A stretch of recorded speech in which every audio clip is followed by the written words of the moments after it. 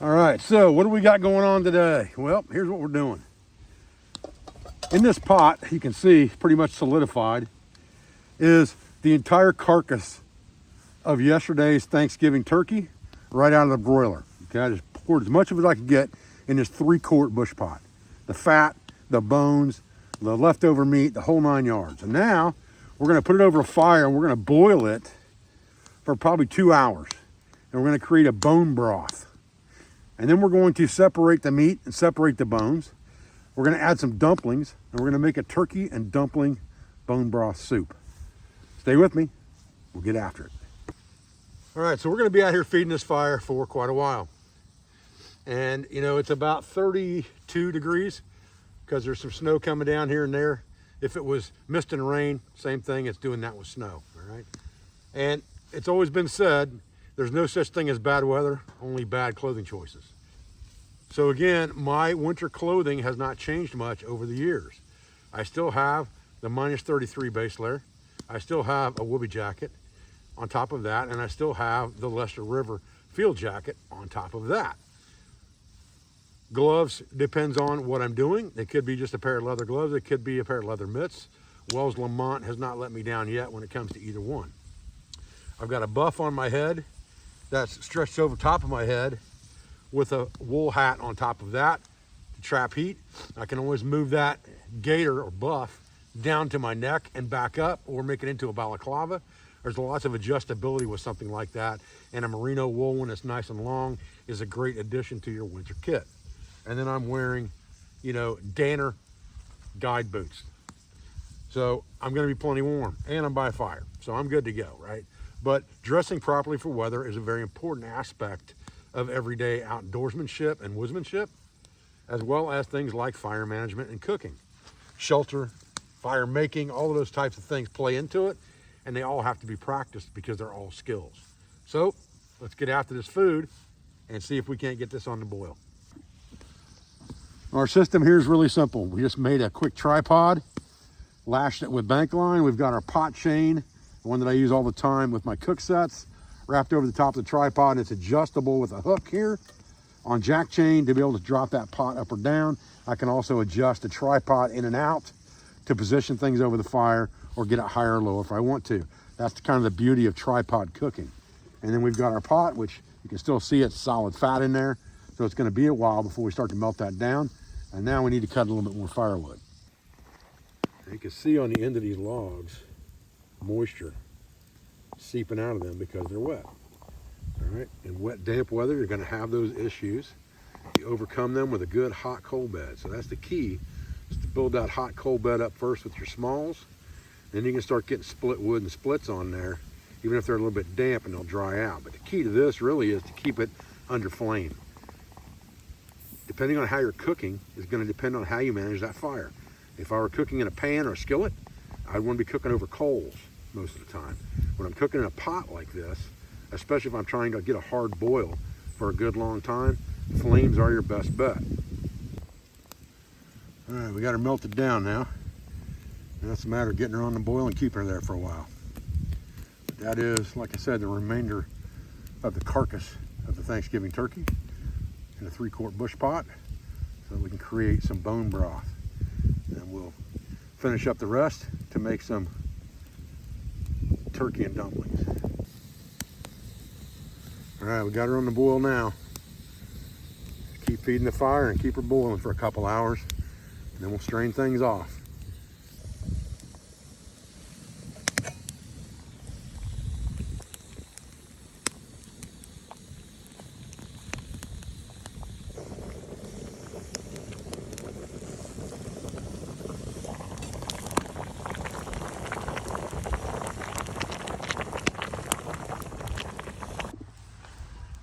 All right, so the next step here is to create a straining device that we can use to strain and remove all the bones, separate the meat and the bones from the bone broth, and then add the meat back in as we cook. So to improvise that, we're just gonna use one of these sniper veils, and we're gonna fold it in quarters here, real quick, just like this, and put it right over the top. Push it down in a little bit like that. And then we'll just take our jack chain that we had and we'll hook it around here. The full length of this, just like this. It's actually long enough to go in there and give you about 1 link on a 3-quart bush pot. Design intent, right guys? Design intent. So this thing is made to be multifunctional for a reason. I can get to that next link. I just pull that down enough. There we go. All right. So now we've got that ready to go. And we can start pouring our bone broth off into this. Make sure we got a good sturdy spot here. I'm just doing this, kind of lifting it up so you guys can see it. Otherwise I'd probably do it on the ground, and I may still do it on the ground just to be sure we got a stable platform here. All right. Now we'll take this and we'll pour it through the screen here. And this will collect all of our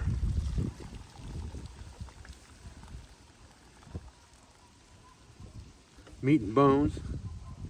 We don't have to pour it all out through there. We're just trying to make sure that no bones get into the bone broth. Once we drain it off and we got nothing left in there but meat and bones, we're gonna be in pretty good shape. We'll just put that in here, and that's what will separate to make our soup, okay? So now we can kind of look through this. If there's any bones in there, we can get rid of them. We'll throw them in the fire for now. All we have to do is disconnect our jack chain here. And we can boil this out later.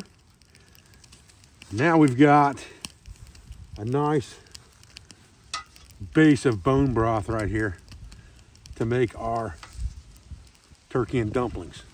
All right, now move this back over the fire here. Again, we're not trying to boil this right now, really. We just want to keep it hot. We're going to add a little water to it. It's got a lot of fat in it and stuff. So we're going to add a little water to that. Probably about a cup. You give us about a half a bush pot to start with here. And then we're going to get in our woodsman's pantry and get some mixed vegetables out of here that are dehydrated. And we're going to put, about a fist in there and let them hydrate.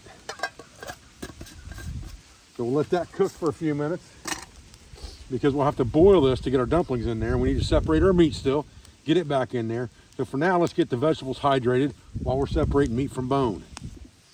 All right, so let's see what we got going on here. See if our vegetables are getting hydrated. It looks like they are. Oh yeah, looking good in there. Okay, now, the next step here is I actually had some potatoes left over from Thanksgiving dinner too. So I'm going to just have those potatoes and put them in. That's going to give me, number one, a little bit of a thickener, but number two, just add another vegetable to the mix and recycle some food. That's already pre-cooked. That's easy enough to carry into the field. I don't have to worry about it, okay? I won't put them all in there, but I'll put about half of them in there. We'll go with that, okay? That along with our other vegetables was good. And we're going to start putting some meat now into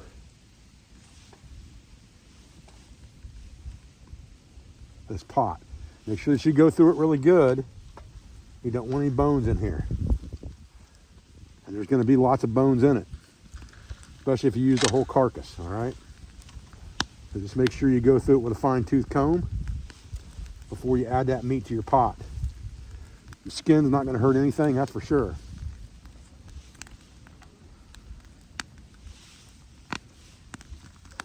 And then we're going to make our dumplings. We need this boiling for our dumplings, all right? Get this out of the way. Cover it. Get our potatoes out of the way. We're going to make our dumplings in our same skillet we made our dough in for the bread the other day. We're going to make it exactly the same way.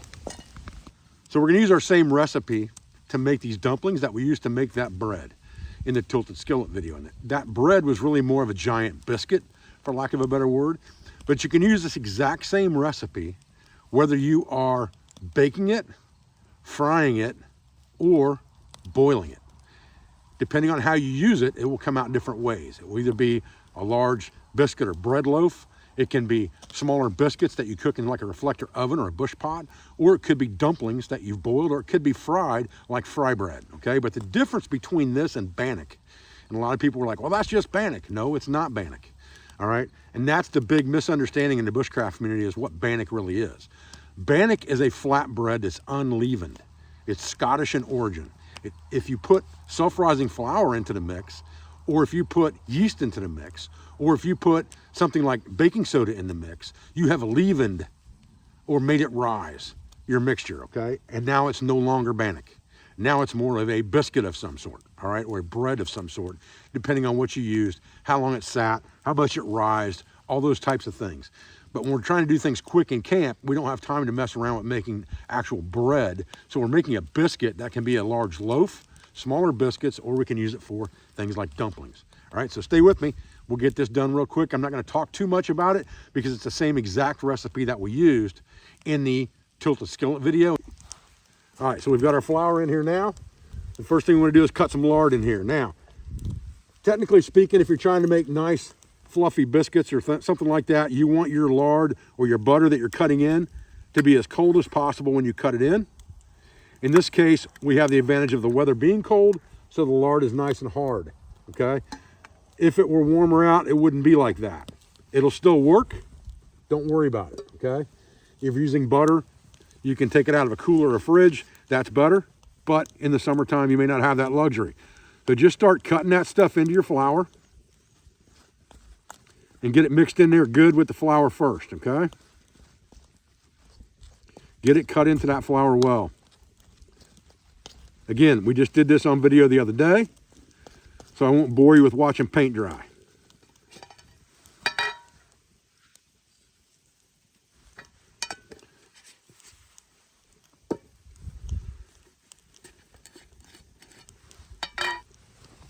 If you want your dumplings or your biscuits sweeter, add more brown sugar. If not, just add a little bit. Mix this all together before you add water. Get this good and mixed.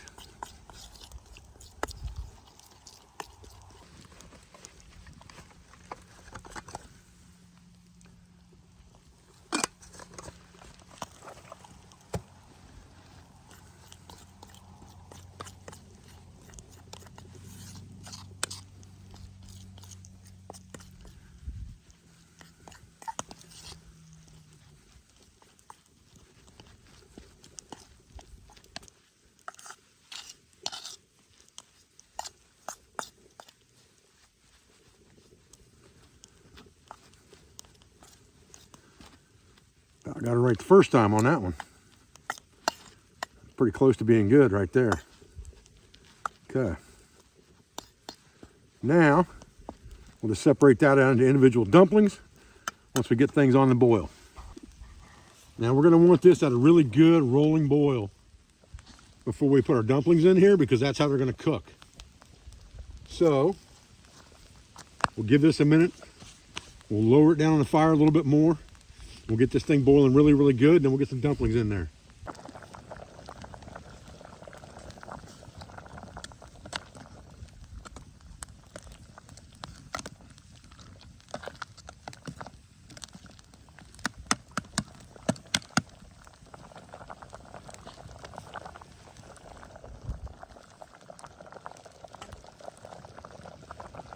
All right, so the smaller these dumplings are, the easier they're gonna cook.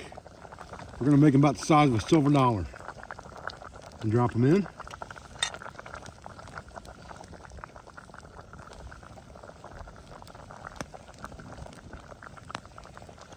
Just roll them up in a ball, drop them in.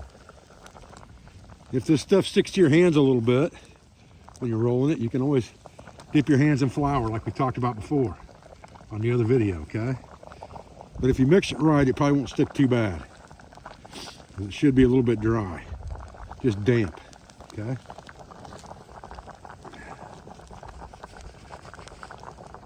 And we're gonna cover that and let that cook for about, I don't know, 5 to 10 minutes maybe, something like that.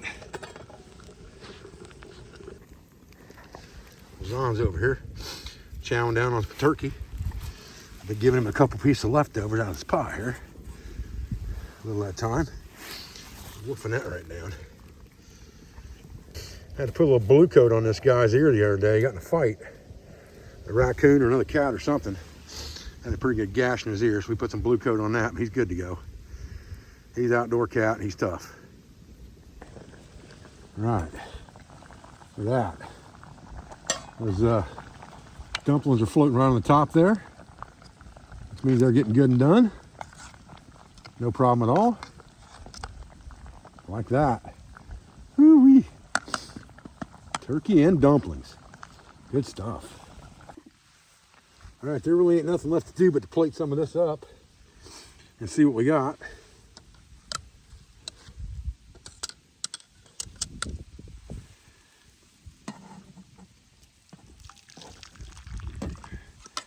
Get some broth in there.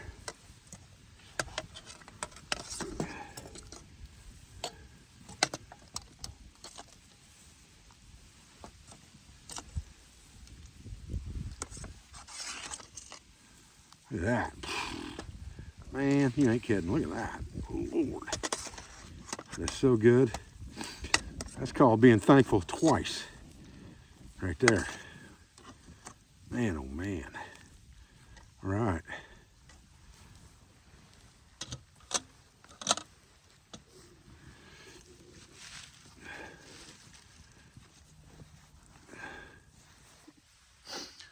All right, I will tell you, we are certainly and absolutely thankful for this meal.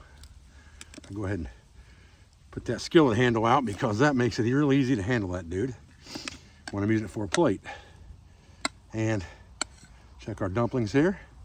Oh yeah, they're definitely done.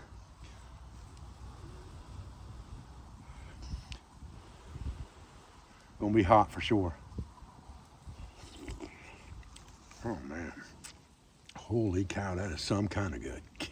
You already know.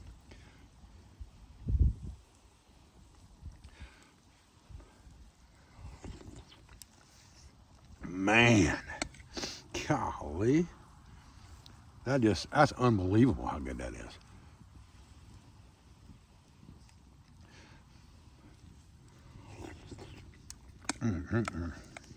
Man, turkey and dumplings. Listen, guys, I really appreciate you joining me today out here for this video on a nice cold winter morning, day after Thanksgiving, recycling some of that good Thanksgiving food to make a nice camp meal. And, you know, you don't have to wait for Thanksgiving to do stuff like this. Anytime you can recycle leftover food from the house or the cabin and take it with you on the trail, it makes something great to cook as a meal in camp that will last for a couple days in this instance. I couldn't eat all this food, no way in one sitting, but I could eat it in a couple of days. So I can leave it in the bush pot. It's nice and cold outside. Let it cool down naturally. Tomorrow, put it right back over to heat again, heat it up, and eat it, and it's ready to go. So I appreciate your views and I appreciate your support. I thank you for everything you do for our school, for our family, for our business, all of our sponsors, instructors, affiliates, and friends, and I'll be back with another video as soon as I can, guys. Thanks.